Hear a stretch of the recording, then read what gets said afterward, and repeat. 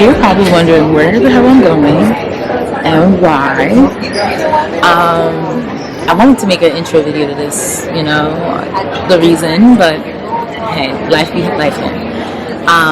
So here's a quick little history. Let's go all the way back to December. So while I was battling a lot of the trials and tribulations when it came to whether or not I would drop out of high school, I came across a really amazing opportunity. And the opportunity was to be a part of a culinary residency program in Ghana. It called to me. Now, my best friend lives in Ghana. I talk to her every day, and I've been wanting to go to Ghana ever since college. I feel like, I have some lineage tied to Ghana, as well as just always loving to learn about food and land and people and culture of the African diaspora, and to finally be on the continent was amazing. So I decided to take the plunge and apply, even though I didn't know whether or not I would still be in grad school. And once I made that decision to let go of grad school, I kid you not, a week later I got a call back, and then a couple days later I had an interview, and then a week later they said I was accepted. So good morning, everyone. Happy Saturday. Happy new month is what they say on this side of the world. And we are here to welcome you all to Plate to Plate. So you all are our official inaugural cohort. So give a round of us down for each other. It was a really hard but kind of easy decision to an extent, because we had so many different candidates, but you all stood out for us. And ever since then, I have been in a lot of great Zoom sessions, meeting other cohort members and all these amazing culinarians, historians, land stewards, people who work in the environmental sector, people of culture, all these amazing Ghanaians and Black folks just teaching me and my cohort members about the history, the cuisine, the culture, the language of Ghana. And now I'm heading there. Isn't that crazy? It's wild, isn't it? But that's the gist. And now I'm waiting. My flight was delayed, but nonetheless, and it was a little crazy to get here, child. I will forever remember that yellow fever debacle, but that's another story for another day. Anyways, I'm happy to finally be here. And I'm so excited. Hey y'all, I found one of my cohort members. Introduce yourself, Cherie. Hi, I'm Cherie with Savoring Ghana. I'm so excited to be going to Ghana. Yes. Everyone but Bryant is here because he's coming tomorrow or Tuesday. Tuesday or Wednesday. Yes. But I'm so excited to let you guys meet everyone. Amazing people.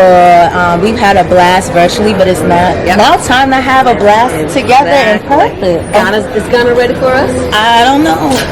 No. Hey, here's our Dr. Forshay. Hey, everybody. Yes, let us know who you are and what are you excited about when it comes to My name is Dr. Forshay Spencer. I'm excited about going to Ghana and learning about the culinary experience there, the history and the culture, and hanging out with a bunch of wonderful ladies. Yes. And Brian. So it's going to be a lot of fun, a wonderful learning experience, and great professional development. Hey y'all, here's my next cohort fam and fellow Maroon sister, Suzanne. Hey everyone, I'm Chef Suzanne. It's such a pleasure to meet you and see you all. Yes. And we're on our way to Ghana. Yes. Like, tell us more about what you do and everything. Absolutely. Yeah. So I am originally born in Toronto, Canada, but I currently live in Atlanta. And for me, this trip is about learning about food, culture, music, everything that Ghana has. I'm ready to be a vessel. I'm ready to receive, and I'm ready to suck it all up and also share what I have to share. Yeah. But also just be exposed to so much. And this is my first this trip. First in my family to ever touch feet on the continent. Same. So this is a very important journey for me, and I want to make sure I capture every moment.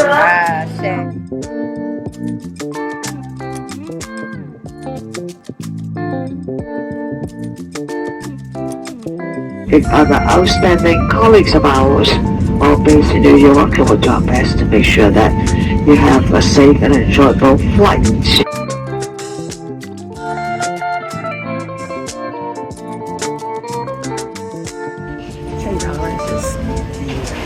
I'm so excited. It was like a 10-hour flight, and it was the longest flight I've been on.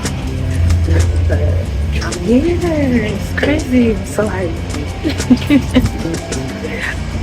And I found my members, my cohort, Crescendo, Plate to Plate fam. I think they are ahead of me.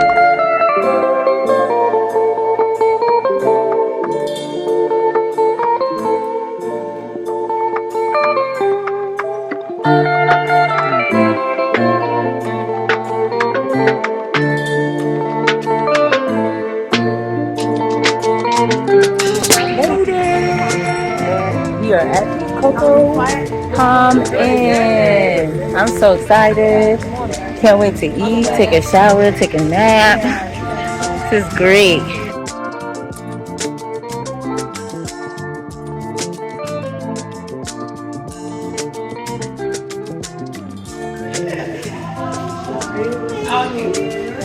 Anytime you're like, who's back? Just look at this cactus. I'm excited. Thank you. Official Crescendo. Yes.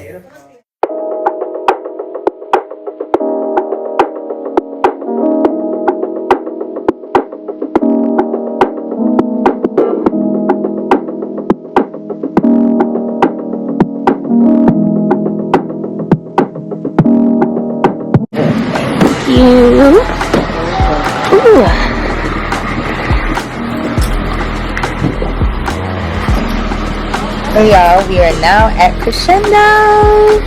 Day 1 officially. I'm so excited. Let's see what this day awaits us.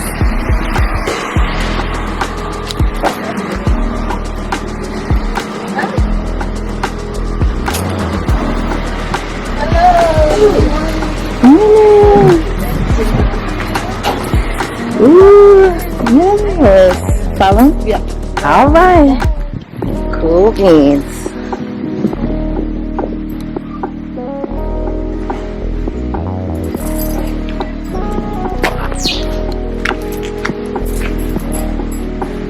Ooh, Crescendo. I love it. Oh, you guys are early. We're early. Good morning. Good morning. This is once it's like a window. Oh, this is gorgeous. Yes. Come on, Ewing. Yeah.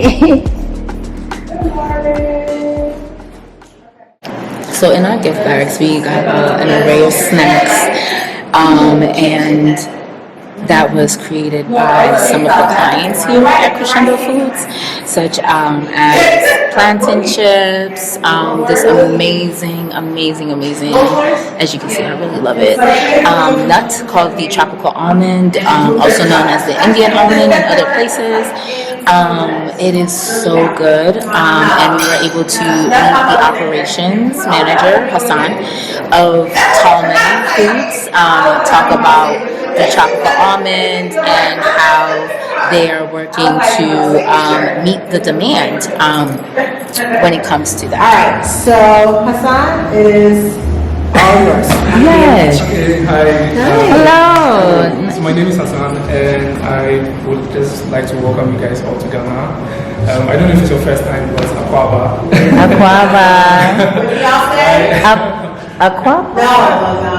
When somebody says a quality, Maybe was so. Okay, what's up? I almost said epic thing, but Thank you. So I guess that's what she's trying to refer to. So my name is Hassan, and I work as the operations manager for Town Limited. We are an agribusiness company with the aim to reintegrate neglected food crops in the Ghanaian food system back into like our food system. So we go around looking for crops that people are familiar with, but have somehow abandoned, or there's no value chain around, and then we reintroduce that into the food system to build a resilient food system for the Ghanaian community. So two of the crops that we mainly work with right now is the tropical almond. It's popularly known as abrofocate over here. And then fonio. I don't know if any of you have heard of fonio. Yes. I think some years ago, fonio gained that recognition when a chef had and then she spoke about how it was a resilient crop that would thrive in extreme weather conditions. The tropical almond is also very similar in that sense because it requires very little water to grow and it's also able to thrive in very harsh conditions. A lot of Ghanaians knew about the tropical almond growing up because they were planted as shade trees in their schools, in their churches, in their homes, and then anytime the fruits develops on the tree, they will eat it and they will grab the nuts and then also eat the kernel. They're very familiar with it in that sense, but they just haven't had it packaged like the way we do. And that's when we came in to provide them an alternative also to the more traditional almond. So we sell the kernels as it is, and then we also make plant-based milk from it. So it's like upcycling. So like exactly.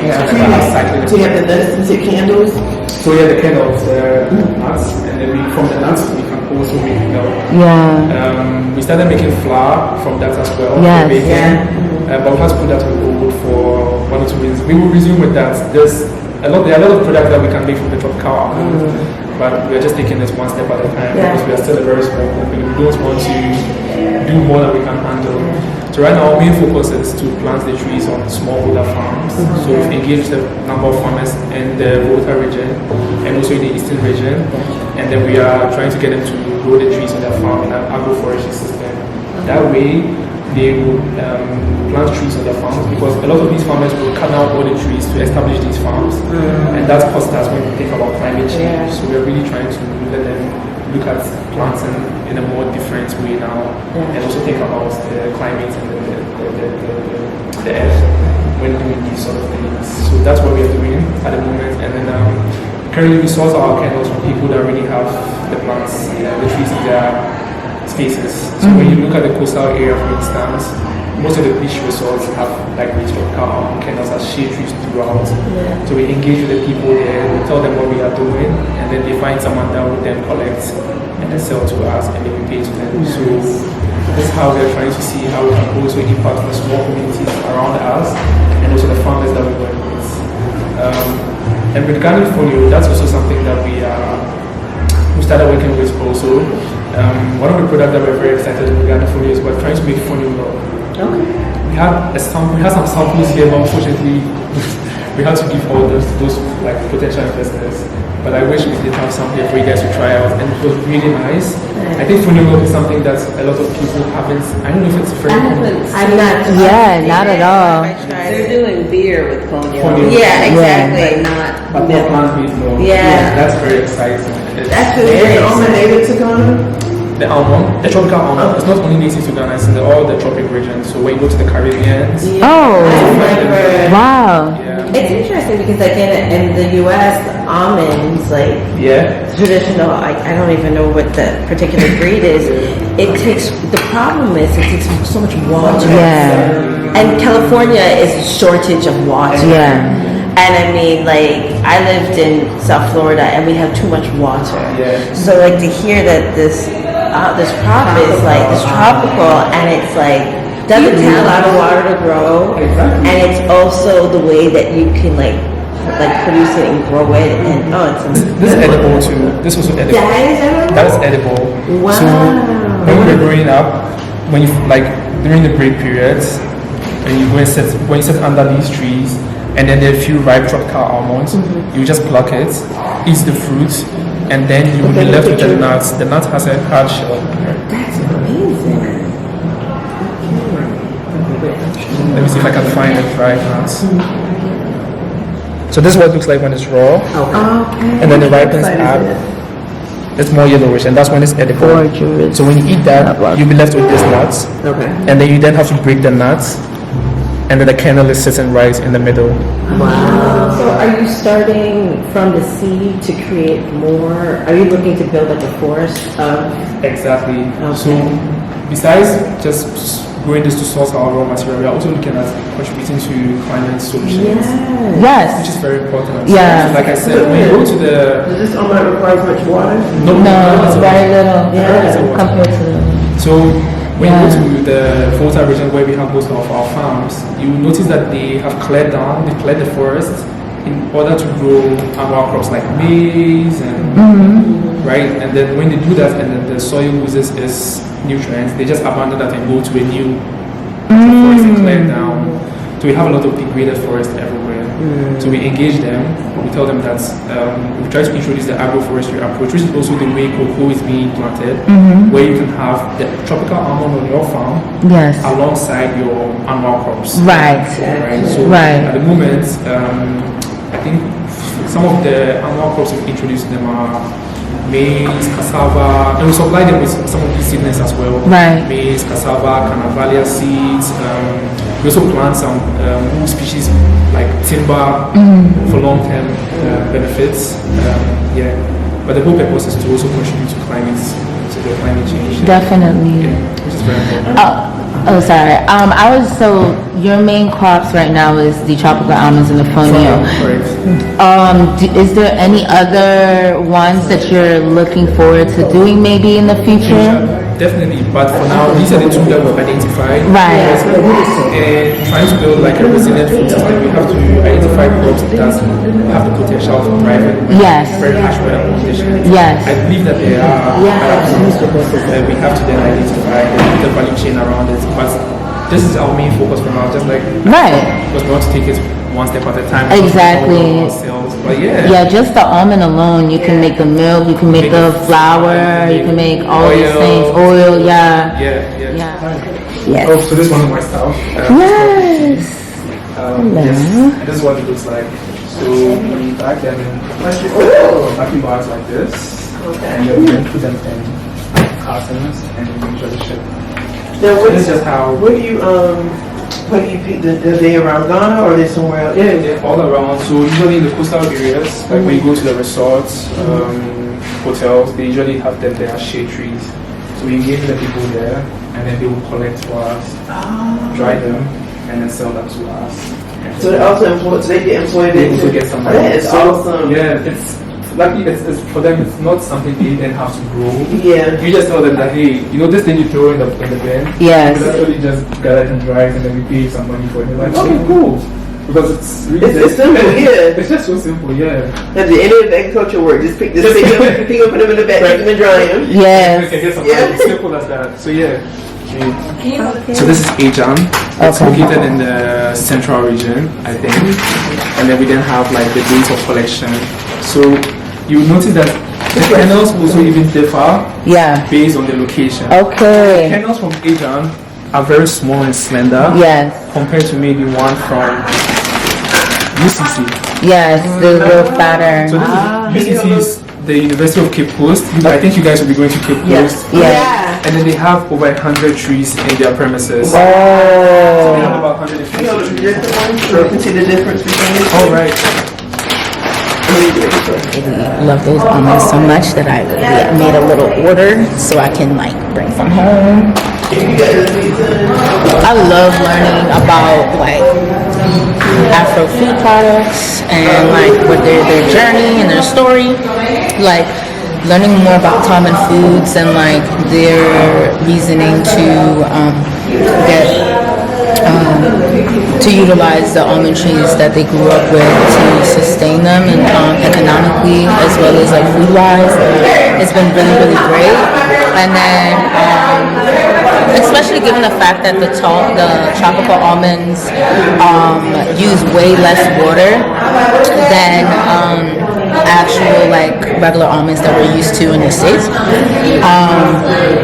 Just learning more about these foods and see how they are being packaged and you know the different new food companies that are coming out here in Ghana and you know being a part of just in the incubation hub is just been a great experience so far. Yeah, food is everywhere, and it's more than just putting food on a plate. First food innovation hub owned by a Black woman on the continent. So this is what you all are now acquainted with this. This is our dining space. It also serves as our co-working space, as well as a place where we do trainings and a lot of other just fun stuff, right? And so it can sit up to 40 people. And so everything in here, like I was telling you all before, it's made locally. So you see all of these raffia, things that you've seen at your hotel. Yes. These, you see that all over. And of course, these are things that people don't see as kind of luxury or fancy. So if you have it, at least make sure you can sit on all the furniture just to get an idea to see how it feels. And then the place behind you is our actual utensil wall. These are places that, what we're showing is that as an organization, we are supporting Pan-African food businesses.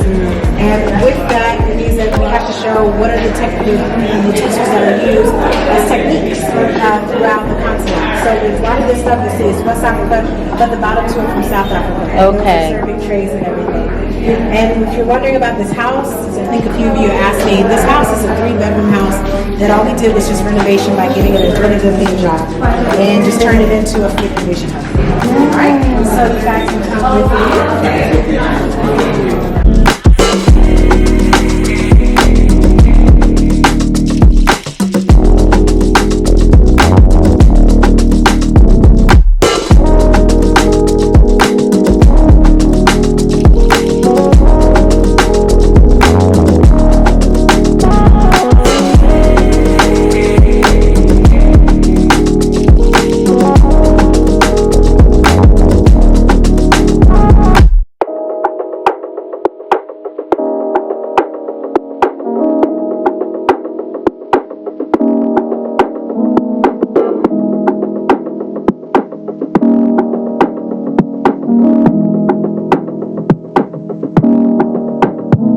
Learning about the spices that you have with the annatto seeds and the red soil.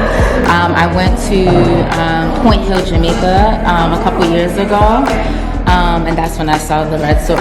My family's city, like I grew up a little bit in Kingston. My mom grew up in Spanish Town, so I didn't really have much like country time. So it was like one of my first times in the country, and to see the red soil, and I saw the red soil here, if you notice it, right? And I was like, we went down to the water last night. Yeah. Like, it's crazy because there was like this, it rooted out of the side of the mountain, and it was just like, and I was like, yes. Yes. This is wild. Yes. Yes. It's like so much connections and stuff like that.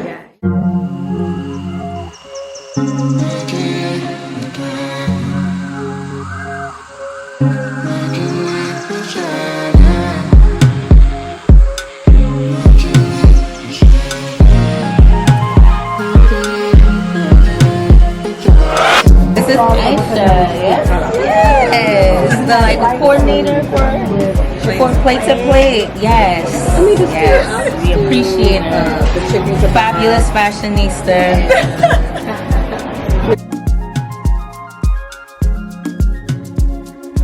Alright, some suya, some yam chips, and a little bit of, this is called shito, the green pepper. The red one should be the Cheeto, right? The black one. Okay. All right. The green one is just pepper sauce. Okay, pepper sauce. You got this. Yeah. Oh, that's good. Almost, yeah. We're not getting tore up tonight. Yes. Oh, this is good. Well, I guess that's it for that. You know?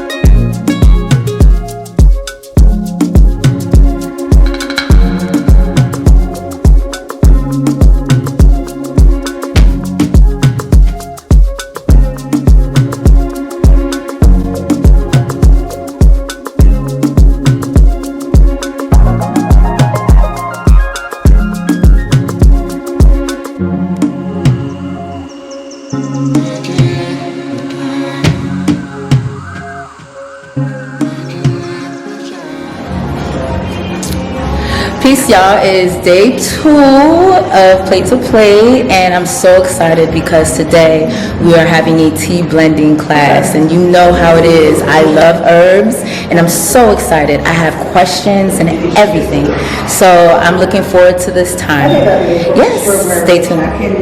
So yes, this is Carissa. So thank you first for joining us. Yes, thank you.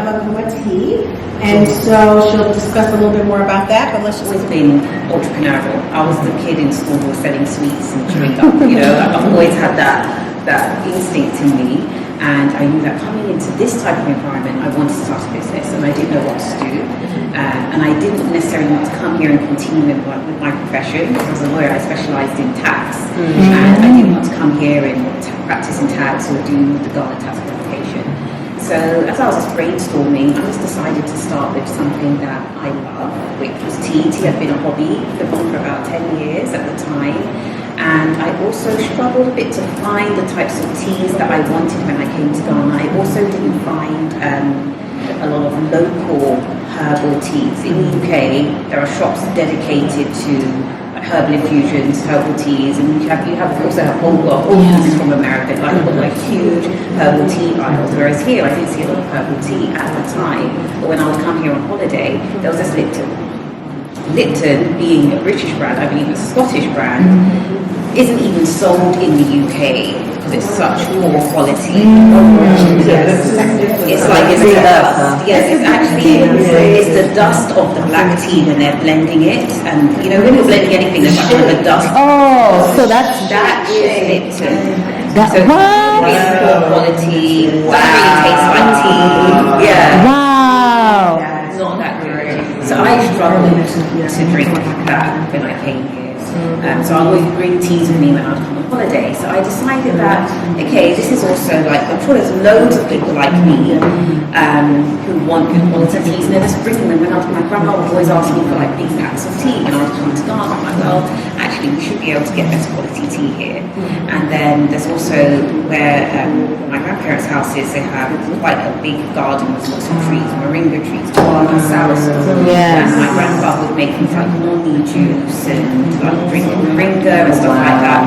And also being half Jamaican, Jamaicans have quite a strong like herbal tea culture. Yes, So I also had that influence already.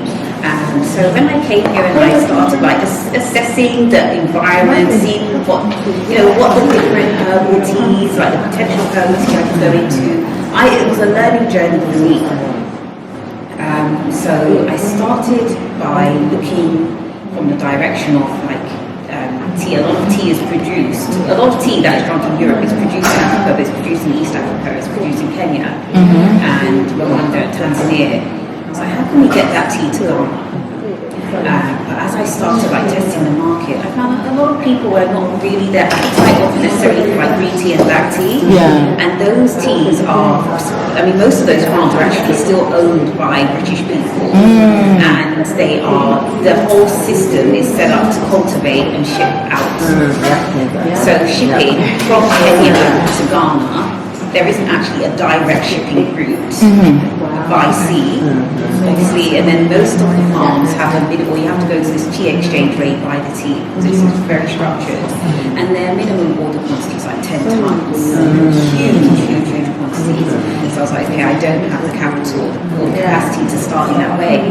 So then we start and look for like small batch teas, and actually the source from West Africa and farms in Ghana. So I discovered a tea that we're going to taste today called Yimeeka. That's from Congo. I also started to source moringa, which grows abundantly everywhere. There's also butterfly pea, which is a very common flower that grows here. Yeah, it grows here. It also grows around South America. It's quite popular in the US. Yeah. Okay. Yes. Yeah. Especially with the color and yes, everybody loves the blue. I've never heard of it. Yeah. Okay. So what the butterfly pea we're going to taste today is actually a blend that I made. Just to like, because I'm not going to add lemon, but I just wanted to like, just diversify it a little. Yeah. And I do have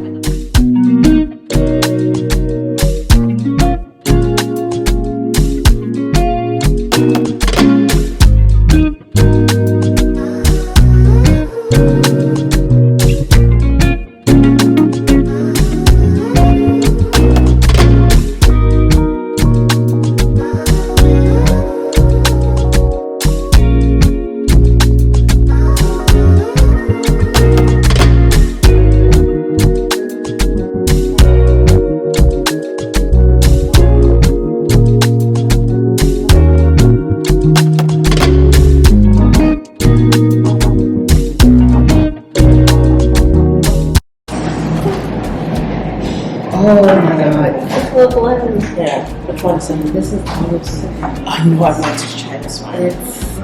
Oh my god. So good. So this is olive leaf and salmon. Which one did you put together? I'm thinking about putting a butterfly pea in here, and like the olive leaf is it reminds me of mint, so I thought like adding another mint would be cool. And I want to put a butterfly pea to have some sense of floral backing to it. Let's try it. Oh god. I'm gonna definitely do I love this.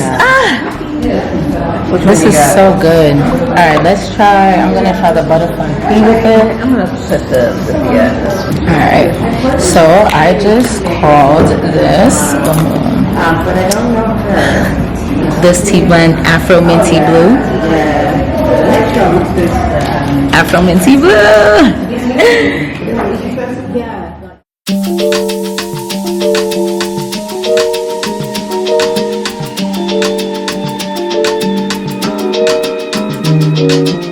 After the tea tasting, we headed over to 57 Chocolate, a luxury chocolate brand and company, for a sweet tour.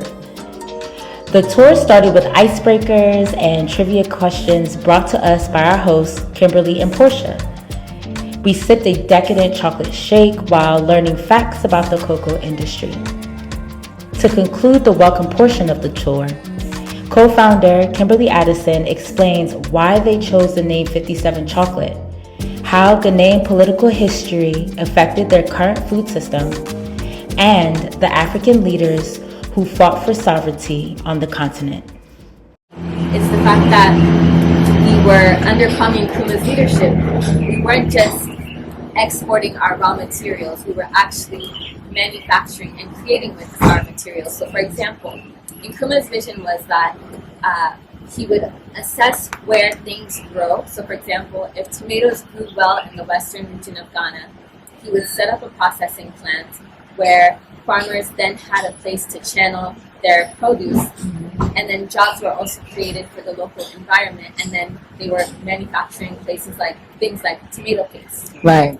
Currently, although Ghana can grow tomatoes, we're importing tomatoes from places like Burkina Faso, and today all or most of our tomato paste is imported from places like China, when we had multiple tomato processing plants in the 1960s.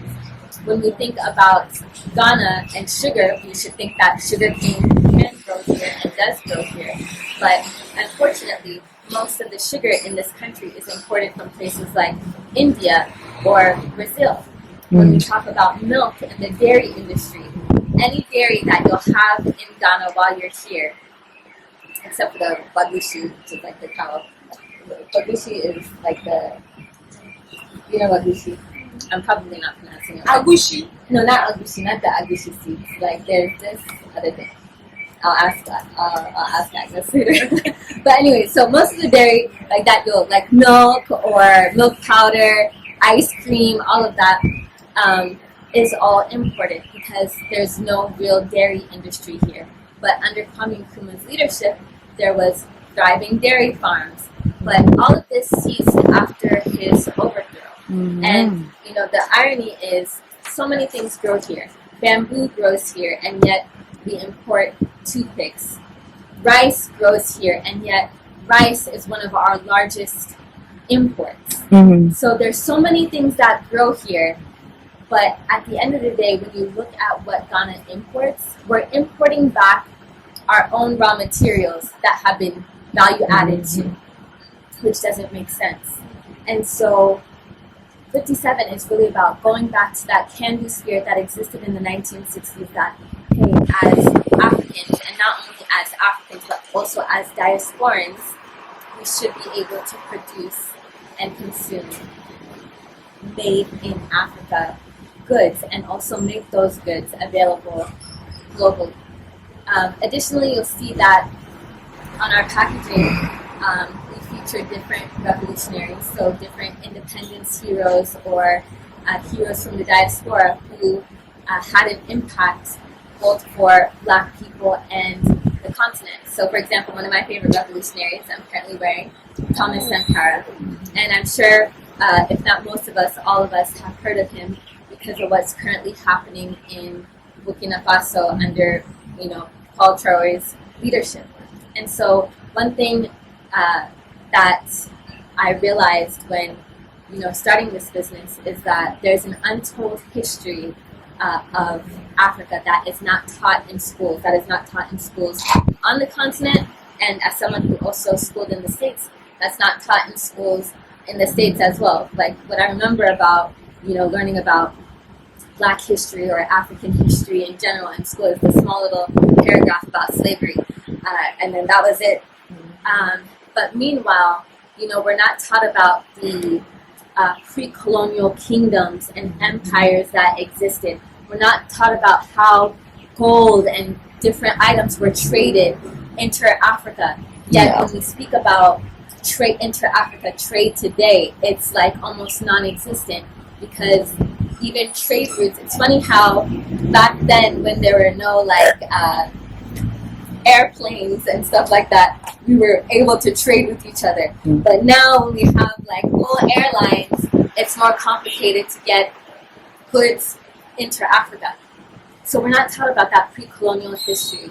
We're not taught about these people like the likes of Sankara. Sankara is one of my favorites because at a very young age, at the age of 32, 33, he became president of Burkina Faso. And under his leadership, Burkina Faso became self-sufficient in feeding itself. It didn't rely on outside forces to feed itself. There's a quote on my back, and I think it says, "Debt is a clever lead that is..." Exactly. So he was anti-debt, and he believed that debt was a means to an end to still be, basically for the oppressors to still have control over the continent. And he was a feminist. He believed in putting women in, he believed that, what he called the revolution could not exist without the help of women. So he also put women in places of leadership.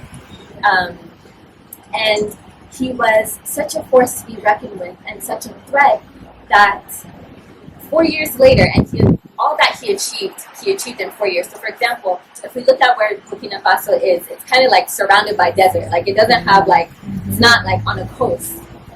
And yet he had this program called One Village, One Grove, where he was tackling deforestation and he was actively going to villages and they were planting trees.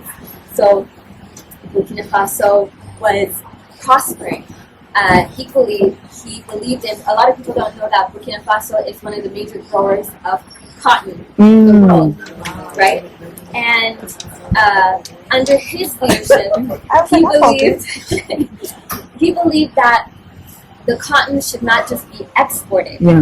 It should be processed in country. So he was a big advocate for what the Burkinabe called Faso de Fani. And Faso de Fani is like the Burkinabe version of Kente. And so they were producing their own clothing, right?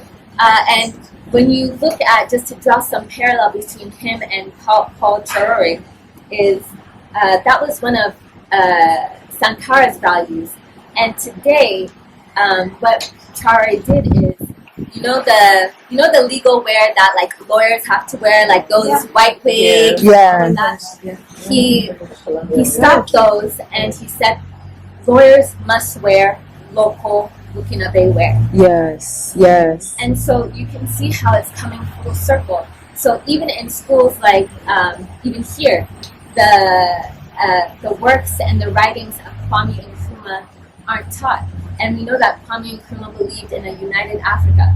But how many of us know that he was very good friends with Patrice Lumumba in the Congo? And together their vision was that the capital of this united Africa would be the Congo because of the wealth of resources in the country. And when we look at even just these three figures, Nkrumah was overthrown, and people say, oh, he was poisoned. That's actually the truth. He was poisoned. It may not have been an out there assassination, but he was actually poisoned. Sankara was assassinated 4 years into his presidency. Patrice Lumumba, his leadership didn't even last a year. It was like 6 months before he was assassinated. And so we're really not taught about their vision, what they tried to do for Africa. And right now, there's a major crisis when it comes to Africa. It's an identity issue. Because for so long, we've been made to think that we were uncivilized, right? And the colonial masters came to bring civilization here. And that's the lie. Going back to pre-colonial history, we'll learn that civilization actually started on the continent. And when we speak about the identity crisis, we can't not talk about the fact that Sub-Saharan Africa has the youngest youth population, and yet the young people are crossing the Sahara Desert in hopes to get to Europe to find greener pastures because A, there are no jobs here, B, the business climate isn't all that friendly. And so for us, we're very big on the grass is green where you water it. So we want to encourage young people to stay on the continent, to stay in Ghana, see what resources we have, and add value to it. That's why you can see that, as a team, you'll see a lot of our young people between the ages of, I think the youngest is 18, between the ages of 18 and 30-ish. So it's a very young team, and at the heart of it, yes, we're making chocolate from bean to bar, but what we're trying to instill in the young people who work with us is a sense of patriotism and nationalism when we speak of the continent, that it will take all of us, not just the people who are residing on the continent, but even the diaspora coming together to help build the Africa that Thomas Sankara, Kwame Nkrumah, Patrice Lumumba all died for, and many others. So that's really the heart behind why 57 chocolate. So it's about the chocolate, but it's also not about the chocolate. It's all combined. Hi y'all, so I'm at 57 Chocolate and we are currently choosing good and bad beans. So one that is very black, it's very hard to, this is not really black, hold on. So like a black bean right here, it's a bad bean because it is very hard to crack and things. So I will put this in the bad bean pile right here. But a bean like this, I hope you can. A bean like this is a little bit better. It's a good bean. They can be able to make this into chocolate.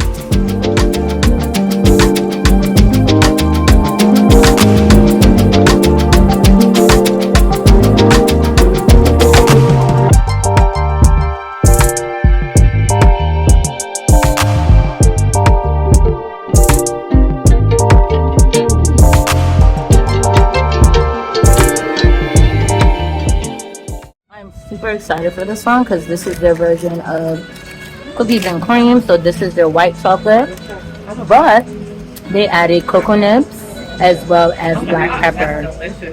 Let's try this out. Wait, what's the chocolate again? White chocolate. With cocoa nibs, black pepper, and sea salt. So this is delicious. Yes. Yeah. Yes. Do you sell this? We sell the one without sea salt. So we sell the cocoa nibs and black pepper. Okay. We don't have a sea salt, no things. We're working on the packaging. Oh, okay. No, that's guys fine. order it, we can get it to you before you. We leave? Yeah, because I want this. Thank you. Are you guys So we're gonna do one of our last ones, which is a 55% milk chocolate with almonds and sea salt. That really Nice. And then this is a banana toffee tea. I'm so excited. These combinations have been so great. Mm-hmm. Can I say? I'm still drinking this. So have you tested it? Have you paired it together? I like it. Your parents are perfection for this. So what's that one way you do to the berry? I'm not sure. I think with like the sea salt in the crunch from the almonds with like that the hot tea with the coffee, it feels almost like a creamy, like a candy nut. Yes, all of That these. Thank salt you. and the salt just opens it up that much more and just like lifts it up, which yeah. Yes, I also like the fact that like the banana toffee has like a slight bitterness, but because So this has no banana toffee. oh This is Earl Grey tea. oh so the Earl Grey because it says banana toffee. Sorry, it's not banana toffee. Okay, so that's great. Okay, that's why it has bitterness. Okay, so I guess the bitterness of like the bergamot Yeah. with the sweetness of the almond and the sea salt, it pairs very very well. So I love that. Thank you. Yeah, awesome. Yeah. So on a scale 1 to 10, what number would you give it? This combo? This thing. 8. 8. Okay.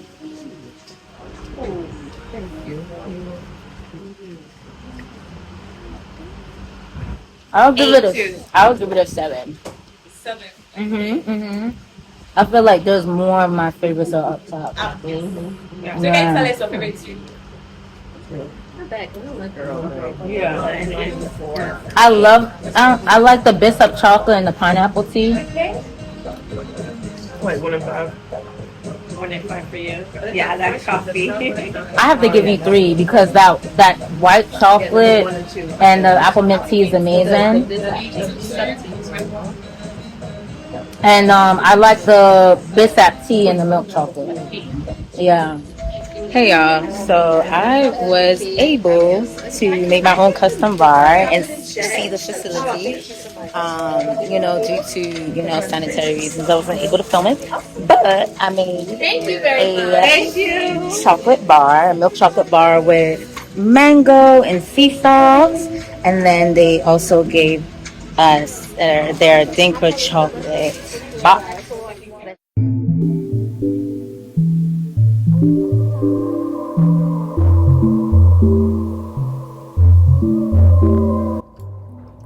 We ended our second day at T-Bar, Ghana's first tea bar, well known for their breathtaking ambiance, exotic tea cocktails, and decadent food. I had the basil chicken with jollof rice and shared chocolate desserts with a side of laughter and good conversation with my cohort members. The highlight of the night was meeting a few culinary professionals in the city, such as Joyce JB, the owner of Mukase Cheek restaurant and founder of Culinary for Social Change. And I thought that it would be great to be able for her to meet you guys. She actually reached out and I was like, oh, what a coincidence. We're in the same place. And the coincidence was Kismet. Joyce, who's famous for making the best wache in town, was finally meeting fellow chef Suzanne. And it turns out she's a huge fan. It's one of my favorite books. Oh! She's famous. Oh my god. I told you I had some surprise.